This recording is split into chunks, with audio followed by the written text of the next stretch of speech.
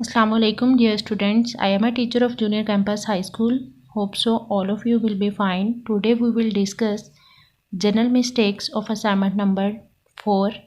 The first question was all ores are minerals but all the minerals are not ore.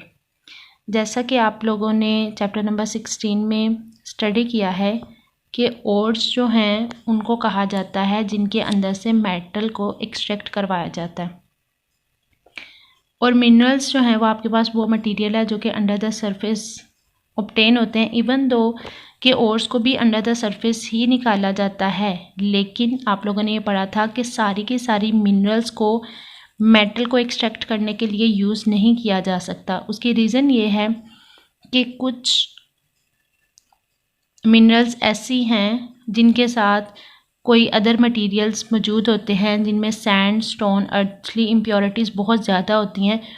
उनको मतलब metal को extract करने के लिए उनको यूज़ नहीं किया जाता क्योंकि ये कमर्शियल लेवल पे सूटेबल नहीं होते। इस वजह से सब मिनरल्स को मेटल को एक्सट्रैक्ट करने के लिए इस्तेमाल नहीं किया जा सकता। अगर तो large amount of unwanted substances हैं तो देन उसको निगलेक्ट कर दिया जाता है, उसको यूज़ नहीं किया जाएगा। लेकिन अगर इतनी प्योरिटीज़ हैं कि वो कमर्शियल लेवल के ऊपर सूटेबल हो, देन उन मिनरल्स को हम एज अ ओर इस्तेमाल कर सकते हैं। सब मिनरल्स को ओर्स के तौर पर यूज़ नहीं किया जा सकता, ठीक है। फॉर एग्जांपल एल्युमिनियम 2 फॉर्म में है, एक तो बॉक्साइट फॉर्म में और एक क्ले की फॉर्म में।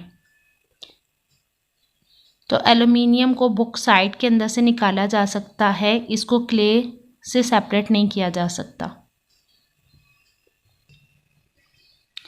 क्वेश्चन नंबर 3 में आप लोगों ने डिफरेंट कलर्स की रीज़न बताई हैं ट्रांजिशन मेटल की वजह से, लेकिन आप लोगों ने इसकी एग्जांपल को राइट करना है जैसे कि आपकी बुक में भी गिवन था कि इसी मेटल की वजह से हेयर कलर जो है वो शो होता है।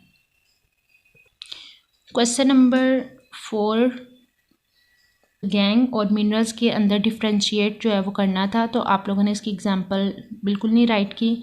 एग्जांपल जैसे कि ओर्स मिनरल्स यानी जिसके साथ इम्प्योरिटीज़ जो हैं वो मौजूद होती हैं, तो फॉर एग्जांपल कोई भी मिनरल्स के साथ जो इम्प्योरिटीज़ हैं आपको पता है क्योंकि वो अंडर द सरफेस ऑब्टेन हो रही होती हैं, इसलिए सैंड, डस्ट पार्टिकल्स वगैरह जो है वो मौजूद होते हैं। तो आप लोगों ने इसकी एग्जांपल को ऐड करना है। ग्रेविटी सेपरेशन टू प्रोसेस, एक तो ये कि उसका प्रिंसिपल क्या है और नेक्स्ट जो है वो उसका प्रोसेस क्या है, वो किस तरह वर्किंग करती है। तो आप लोगों ने इसका प्रिंसिपल और प्रोसेस दोनों चीज़ों को ऐड करना है। मेटे के क्वेश्चन के अंदर जो कॉपर की परसेंटेज है उस परसेंटेज को आप लोगों ने ऐड करना है कि कितने % उसके अंदर से इम्प्योरिटीज़ रिमूव कर दी जाती हैं और वो कितने % प्योर कॉपर के अंदर चेंज हो जाता है।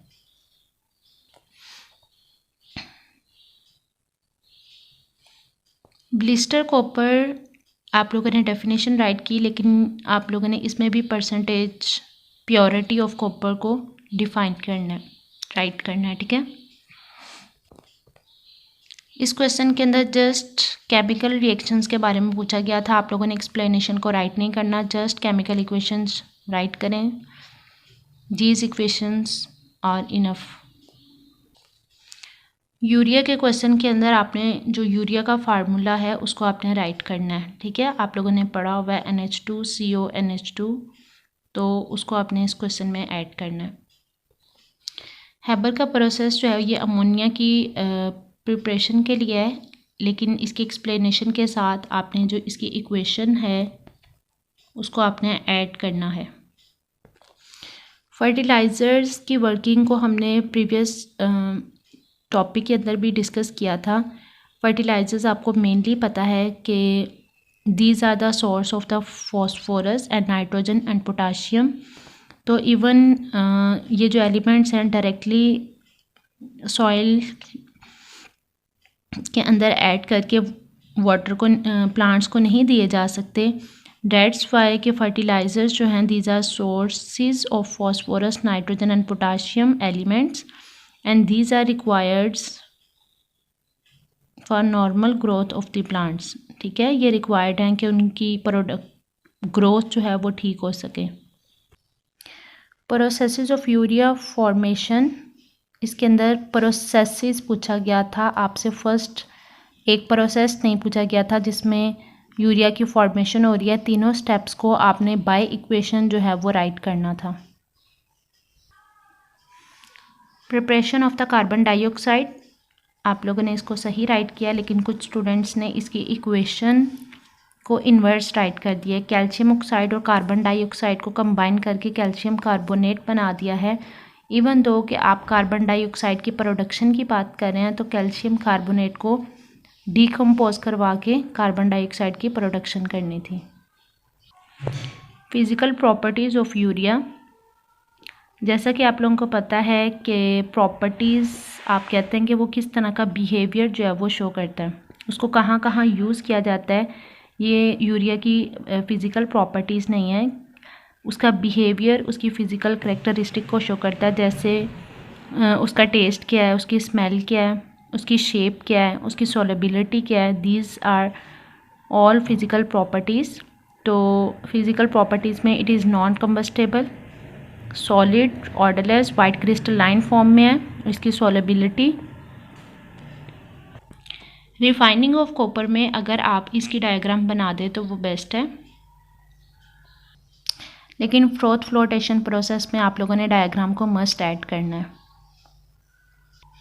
नेक्स्ट जो क्वेश्चन है स्मेल्टिंग एंड बेस्मराइजेशन, इसकी डायग्राम्स अगर आप ना भी बनाएं, इक्वेशंस को एक्सप्लेन करके प्रोसेस को एक्सप्लेन कर दें तो वो काफ़ी है।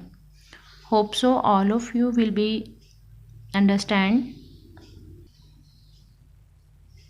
Okay, focus on your mistakes, stay home, stay safe, take care, अल्लाह हाफिज़।